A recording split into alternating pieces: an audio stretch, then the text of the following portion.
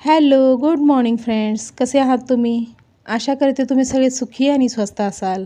मी दीपाली तुमचं पुन्हा एकदा मनापासून स्वागत करते माझ्या नवीन एका छानशा ब्लॉगमध्ये. तर फ्रेंड्स, आज आहे रविवार आणि वेळ आहे सकाळची. तर सकाळच्या इथे वाजलेलं आहेत 8:30 आणि आता इथे ना चालू आहे चहा पिण्याची तयारी. तर चहा आणि ठोस वगैरे खाणार आहे कारण की अजून नाश्ता वगैरे काही बनवलेला नाही आणि काही खाण्यापिण्यासाठी काही बनवलेलं नाही. तर अगोदर मी ना सगळी क्लिनिंगची कामं वगैरे सगळी करून घेतली घरातली. त्यानंतर अंघोळ वगैरे केली आणि आता डायरेक्टली आली आहे इथे किचनमध्ये. तर सगळ्यात अगोदर चहा केला कारण की भूक लागली होती आता भरपूर. नाश्ता वगैरे काहीच केला नव्हता आणि सकाळपासून चहा पण पिला नव्हता. सकाळी पण ना एवढं काही लवकर उठले नव्हते मी, उशिरा उठले होते 6:30ला आणि त्यानंतर मग साफसफाईची कामं वगैरे केली. त्यानंतर अंघोळ वगैरे केलं आणि आता इथे भूक लागल्यामुळे अगोदर मी चहा केला. तर मी चहा केल्यावरती अनुताई बोलली की मला पण चहा प्यायचा आहे. ती उठली होती त्यामुळे तिच्यासाठी पण चहा केला आणि आता चहा आणि ठोस दोघीजणी खाणार आहोत. आणि वैभवदादा मात्र बाहेर गेलेला आहे. तर त्याची अंघोळ वगैरे झालेली आहे. पण त्याच्या ना एक मित्राला भेटायला जायचं होतं त्याला. तर तो गेला आहे बाहेर, म्हणजे इथेच बाहेरच आहे गार्डनमध्ये. तर त्याचा मित्र जो आहे ना तो 2 दिवसापूर्वी आला होता. म्हणजे तो डोंबिवलीला राहतो, पण 2 दिवसापूर्वी आला होता आणि आज तो रिटर्न जाणार आहे. त्यामुळं मग वैभवदादा बोलला की मी अगोदर त्याला भेटून येतो आणि नंतर चहा वगैरे घेतो असं बोलला. त्यामुळं तो गेला आहे तिकडे भेटायला त्याला. आणि आज ना संडे आहे तरीसुद्धा असं अजिबात वाटत नव्हतं की आज संडे आहे म्हणून. कारण की रोजच्या दिवसामध्ये जे जसं असतं तसंच आहे आज पण. वैभवदादा पण गेला आहे त्याच्या मित्राला भेटायला आणि साहेब ना काल गेलेले होते कामाला, अजून आलेच नाहीत ते घरी. तिकडेच मुक्कामाला थांबले होते. त्यामुळं ना म्हणजे संडे आहे तरीसुद्धा ना घरामध्ये पूर्ण शांतता पसरलेली आहे. आणि त्यामध्ये मग आम्ही टी व्ही लावून बसलो आहे आरामात नाश्ता करत, चहा पीत म्हणजे. तर नाश्त्यासाठी ना मी आज बनवणार आहे शाबूचे वडे. तर शाबू तर नेहमीच खात असतो, पण साहेबांना शाबूचे वडे नाही आवडत, त्यांना शाबूच आवडतो नुसता. म्हणून मग त्यांच्यासाठी शाबूच करत राहावं लागतं सतत. पण आता ते नव्हते नाश्ता करायला, त्यामुळं मग मी विचार केले की शाबूचे वडे बनवायचे. कारण वडे मला आवडतात, त्याचं ते वरची जे लेअर असते ना कुरकुरीत, ते मला आवडते. त्यामुळं मग मी म्हणलं की आज साहेब तर नाही आहेत त्यामुळं बनवावं शाबूचे वडे. तर शाबू ना मी भिजू घातला होता ऑलरेडी. तर आता जवळजवळ झाले असतील 2 तास शाबू भिजू घालून. तर व्यवस्थित असा भिजलेला आहे शाबू. तर बनवून घेते शाबूचे वडे.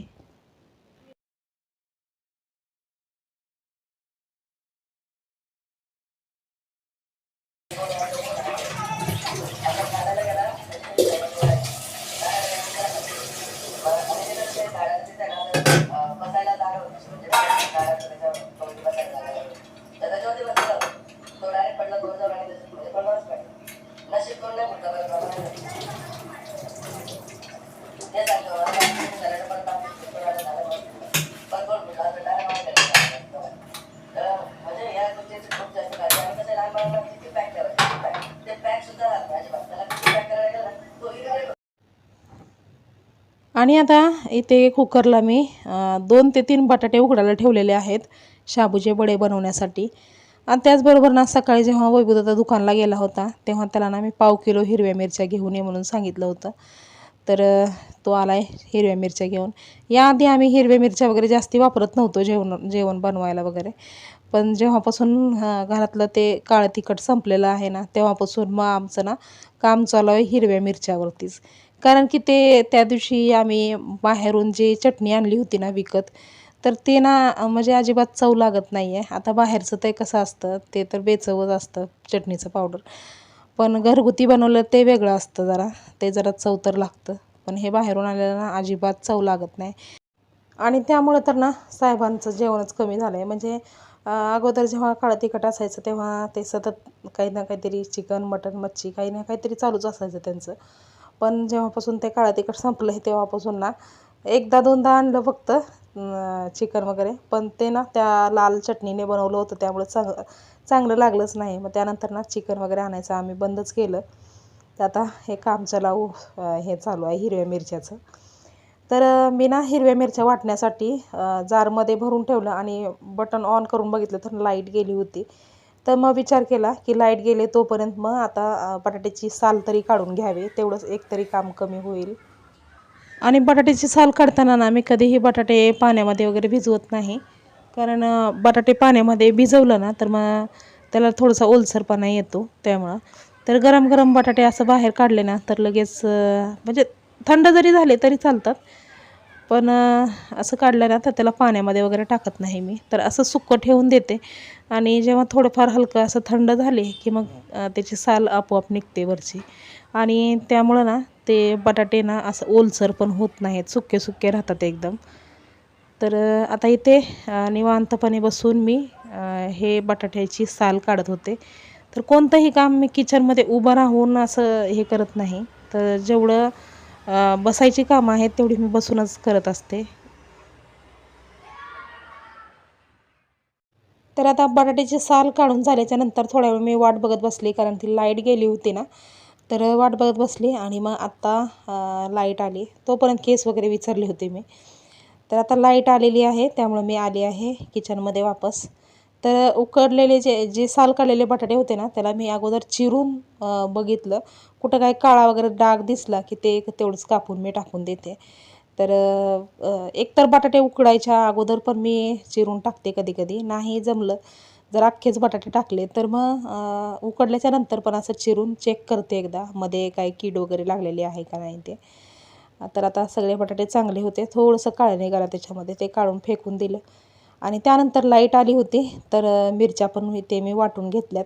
तर आता पटकन हे सगळं मिक्स करायचं आहे, ते करून घेते. आणि स्वयंपाक करायच्या टायमाला ना अशा प्रकारे डस्टर वगैरे एखादं अंथरलं ना किचनवरती तर ते बरं पडतं, कारण की जास्ती घाण होत नाही किचन त्याच्यामुळे. तर आता इथे भिजलेला शाबू जो आहे तो मी ह्या बाउलमध्ये काढून घेतला. आणि आता शाबूवरती मी ना शेंगदाण्याचं कूट टाकलं आहे. तर थोडंसं टाकलं आहे शेंगदाण्याचं कूट, पण ते पसरलं आहे त्याच्यामुळे तुम्हाला वाटत असेल की जास्ती दिसतं आहे ते, पण जास्ती नाही ॲक्च्युली 3 ते 4 चमचे फक्त आहेत ते शेंगदाण्याचं कूट. त्यानंतर त्याच्यामध्ये टाकलं आहे मी चवीपुरतं मीठ, आणि चवीपुरतं मीठ, शेंगदाण्याचं कूट, आणि त्यानंतर टाकणार आहे वाटलेल्या हिरव्या मिरच्या. तर फक्त हिरव्या मिरच्या आहेत, आणि मिरच्या भाजल्या वगैरे नव्हत्या, अशाच वाटून घेतलेल्या आहेत, चालून जातात अशा पण. तर अशा हातानेच थोडे थोडे असं चुरा करून टाकायचे ह्याला. म्हणजे एकदम बारीक पण स्मॅश करायचं नाही, थोडं थोडं असं मोठे मोठे राहिले तर ते पण चांगले लागतात. एकदम बारीक असं स्मॅश करायची गरज नाही. त्यामुळे इथे ना मी हातानेच याला स्मॅश केलं अशा प्रकारे. आणि आता हे जे सगळं जे आहे ते व्यवस्थित असं मिक्स करून घ्यायचं आहे हातानेच.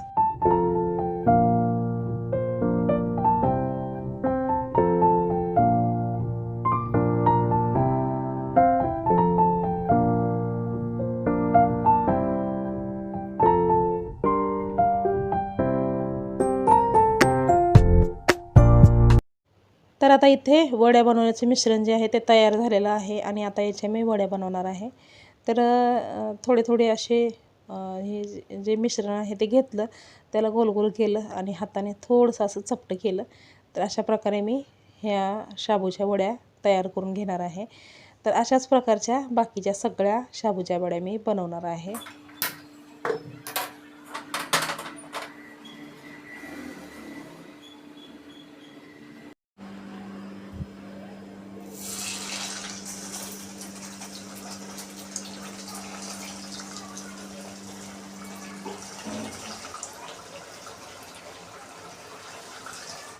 तर इथे तेल चांगलं तापलं होतं, आणि त्याच्यामध्ये मी सगळ्या वड्या सोडून दिल्या तेलामध्ये. आणि आता गॅसची फ्लेम जी आहे ती मीडियम ठेवायची आहे. एकदम म्हणजे हाय फ्लेमवरती तेल तापवून घ्यायचं, आणि त्यानंतर वड्या टाकल्या की मग गॅसची फ्लेम मीडियम ठेवायची. आणि कधी हाय कधी मीडियम असं करत करत एवढ्या वड्या मी बनवून घेतलेल्या आहेत इथे.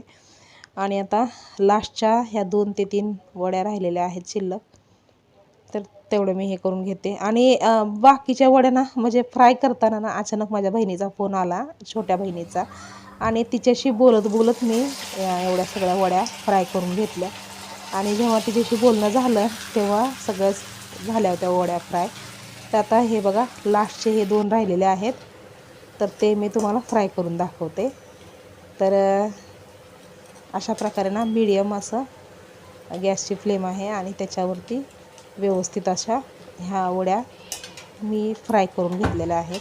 आणि अशा प्रकारे फ्राय केल्या ना तर याच्यामध्ये तेल वगैरे अजिबात जात नाही, एकदम व्यवस्थित अशा वड्या तयार होतात आपल्या. तर आता वड्या फ्राय करून झालेल्या आहेत. आता मी पटकन गॅस ऑफ केला आणि आता नाश्ता पण करून घ्यायचा आहे आम्हाला. तर फ्रेंड्स, चाललेला आहे आमचा नाश्ता. या तुम्ही पण नाश्ता करायला. आणि अशा प्रकारे आजचा जो संडे आहे तो एकदम शांत पद्धतीने त्याची मॉर्निंग जी आहे ती गेलेली आहे, शांत पद्धतीने. नाहीतर प्रत्येक संडेला धावपळ असते, भाजीपाला आणायचं आहे, ते सगळं असतं. पण हा जो संडे आहे तो एकदम शांत पद्धतीने झाला आहे. तर अशी होती आमची संडेची मॉर्निंग. तर हा व्हिडिओ आता मी इथेच थांबवते. हा व्हिडिओ कसा वाटला हे कमेंट करून सांगायला विसरू नका. व्हिडिओ आवडला असेल तर लाईक करा, शेअर करा आणि चॅनलवर जर नवीन असाल तर चॅनलला सबस्क्राईब करायला विसरू नका. तर पुन्हा लवकरच भेटूया आपण नवीन एका छानशा ब्लॉगमध्ये. तोपर्यंत स्वस्त रहा आणि मस्त रहा. बाय.